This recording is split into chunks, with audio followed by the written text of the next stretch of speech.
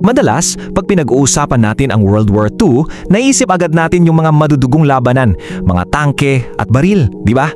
Pero sa pagtalakayan natin ngayon, ibibida natin ang kwento ng isang taong ginamit hindi baril, kundi ang kanyang matinding talino at hindi matitinag na prinsipyo bilang pangunahing sandata.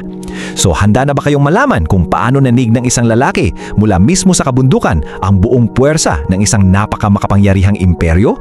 Let's get into it! Isipin nyo to, nandun tayo sa panahon kung saan tila sumuko na ang buong Pilipinas sa puwersa ng mga Hapon. Balot ng dilim at matinding takot ang buong bansa. Pero sa gitna ng matatarik na bundok ng Panay, may isang boses na talagang tumangging manahimik. Ang sabi niya, hindi nyo kailanmang masasakop ang diwa ng mga Pilipino. Grabe, di ba? At ang linyang yan, hindi yan galing sa isang general na may malaking hukbo, galing yan sa isang pinunong sibilyan na walang pakialam sa banta sa sarili niyang buhay. Dito napapasok ang tinatawag nating sulat na nayanig sa imperyo. At syempre, ipapakilala ko sa inyo ang mismong sumulat nito, si Tomas Confessor, na kilala rin ang Stormy Petrel ng Iloilo. Siya yung gobernador na literal na nagtayo ng gobyerno sa gitna ng kagubatan para lang maging simbolo ng pag-asa. Napakabaliw isipin, di ba? Ang gusto kong pag-isipan nyo habang inaalam natin ang kwento niya ay ito. Bakit ang isang taong walang dalang malaking tangke de gyera o libu-libong sundalo labis na kinatatakutan ng isa sa mga pinakamalakas na puwersa militar sa mundo noon? Ano ba talagang meron sa kanya? Para maintindihin natin yan, kailangan muna nating sagutin. Sino ba talaga si Tomas Confessor? Paano nabuo ang ganitong klaseng leader bago pa man pumutok ang digmaan? Well, ipinanganak siya noong 1891 sa Cabatuan, Iloilo. At alam nyo, hindi siya lumaking mayaman. Ang naging ultimate puhunan niya ay yung natatanging niyang talino. Ginamit niya to para makapag-aral sa Amerika at maging dalubhasa sa ekonomiya at politika noong 1910s. Fast forward sa 1930s, pagbalik niya ng Pilipinas, nakilala siya bilang isang mambabatas na walang inuurunan pagdating sa katiwalian. Kumbaga, lahat ng karanasan at paninindigan niya rito, ito yung naghanda sa kanya para sa pinakamatinding plot twist ng buhay niya noong 1941, nung bigla na lang nagpaulan ng bomba ang mga eroplano ng Hapon sa bansa natin. Now, baka napapaisip kayo, ano nga ba yung Stormy Petrel na binansag sa kanya? Ito kasi ay isang uri ng ibong dagat na ironically masayang lumilipad at buhay na buhay kahit may napakalakas na bagyo. At perfect to kay Confessor. Bago pa man ang digmaan, ganito na siya eh. Siya yung tipong hindi umiiwas sa gulo, lalo na kung ang kalaban ay korupsyon. In short, mas lumalakas siya kapag mas matindi ang laban. Kaya naman, pagdating sa pagtatayo ng gobyerno sa kagubatan ng masakop ng mga Hapon ang Iloilo, napilitang gumawa si Confessor ng isang napakabigat na desisyon. Inalok kasi siya ng mga Hapon na maglingkod sa ilalim nila. Pwede sana siyang mamuhay ng sobrang komportable kung sumunod na lang siya. Pero alam niyo kung anong sagot niya? Isang malutong na hindi. At dahil dyan, kinailangan niyang tumakas kasama ang buong pamilya niya papunta sa masukal na kabundukan ng Panay. Isipin niyo na lang yung tapang na kailangan para talikuran yung ginhawa at piliin yung panganib sa gubat alang-alang sa kalayaan. Hindi biro yon. Dito talaga natin makikita yung sobrang laking kaibahan ng dalawang mundo noon. Sa isang banda, nandyan yung mga siyudad na kontrolado ng kaaway kung saan lahat ng tao ay nabubuhay sa matinding takot. Pero sa kabilang banda, nandoon yung itinatag ni Confessor na malayang gobyerno ng Panay at Romblon sa mismong gitna ng gubat. At the exact same time yun. At hindi lang sila nagtatago roon ha, nagtayo talaga sila ng isang tunay at gumaganang lipunan. As in, hindi lang ito basta kampo ng mga nagtatago. Nagpatakbo sila ng mga paaralan para hindi matigil sa pag-aaral yung mga bata. Nag-issue sila ng sarili nilang pera para patuloy na umikot ang ekonomiya.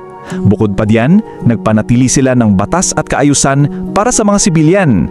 Si Confessor at yung administrasyon niya yung literal na naging utak, habang yung mga gerilya naman yung naging bisig ng paglaban sa Visayas. Pinatunayan nila na ang totoong paglaban hindi lang sa barilan nakukuha, kailangan mo ng estruktura at sibilisasyon. At eto na nga tayo sa pinakamatinding bahagi ng kwento, ang sulat kay Caram noong 1943. Ito ang naging rurok ng paninindigan ni Confessor. Para ma-picture nyo yung sitwasyon, noong 1943, nakatanggap si Confessor ng sulat mula kay Fermin Caram, ang gobernador na itinalaga ng mga Hapon sa probinsya.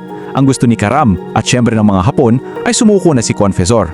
Ang argumentong ginamit nila, para na raw magkaroon ng kapayapaan at matigil na yung paghihirap ng mga tao. Grabe yung pressure na ipinatong sa balikat niya dito. Kasi nga naman, sino bang ayaw ng kapayapaan sa gitna ng gera, di ba? Pero alam nyo kung ano ang sinagot ni Confessor? Ito marahil ang isa sa pinakasikat na dokumento noong World War II. Ang sabi niya, walang halaga ang kapayapaan kung ang kapalit nito ay ang pagkakaalipin ng bayan. Wow! Napakatapang at napakalalim na pahayag. Ipinagbaalala niya sa atin na ang totoong kapayapaan ay hindi lang yung walang nag-aaway, kundi yung may kalayaan at hustisya. At ito yung prinsipyong hinding-hindi niya isusuko kahit buhay pa niya ang kapalit. At alam nyo ba kung ano ang nangyayari dahil sa sulat na to? Pinalipad at inihulog lang naman ito ng mga eroplano ng Amerika sa buong Pilipinas. Ginamit yung mga salita niya hindi bilang literal na bala, kundi bilang matinding sandata ng pag-asa para bigyan ng lakas ng loob ang buong bansa. Pinatunayan niya na ang matapang panulat at paninindigan ay sapat na para yanigin ang moral na isang napakalaking imperyo. Kaya naman hanggang ngayon, dala natin ang pamana ng tapang at dignidad na to. Matapos ang digmaan, paano ba talaga natin dapat alaalahanin ang isang taong tulad ni Tomas Confessor? Kasi hindi naman nagtapos sa kabundukan ng Panay ang ambag niya. Nung makamit na natin ang kapayapaan, kinilala siyang isa sa pinakadakilang leader ng dansa. Naging senador din siya ng Pilipinas at naging boses para ipaglaban ang mga karapatan ng mga veteranong nagbuwis ng buhay noong digmaan. Pumanaw man siya noong 1951, yung iniwan niyang aral tungkol sa dignidad sa pinakamadilim na panahon, buhay na buhay pa rin yan, lalong-lalo na sa puso ng mga Ilonggo. Kaya bago ko tapusin ang pagtalakayan natin ngayon, gusto kong iwan ang tanong na to sa inyo. Narinig nyo na ba ang tungkol sa Free Government of Panay sa mga klase nyo sa history noon? Nakakalungkot kasi na minsan natatabunan ng mga ganitong kwento. Kaya iniimbitahan ko kayong magnilay-nilay tungkol sa tunay na halaga ng kalayaan natin. Kung na-inspire kayo sa kwento ni Tomas Confessor at ng mga bayani ng Panay, i-share nyo ang inyong mga saloobin at saludo sa ibaba. Ipagpatuloy natin ang pag-aaral dahil dito natin matatagpuan yung tapang na kailangan natin para sa kinabukasan. Hanggang sa muli! Kung nagustuhan mo ang kwentong ito, huwag kalimutang i-like ang video, mag-subscribe at i-on ang notification bell para sa iba pang alamat at kwentong bayan. I-share mo rin ito para mas marami pang Pilipino ang makaalala ng kagandahan ng ating mga kwento.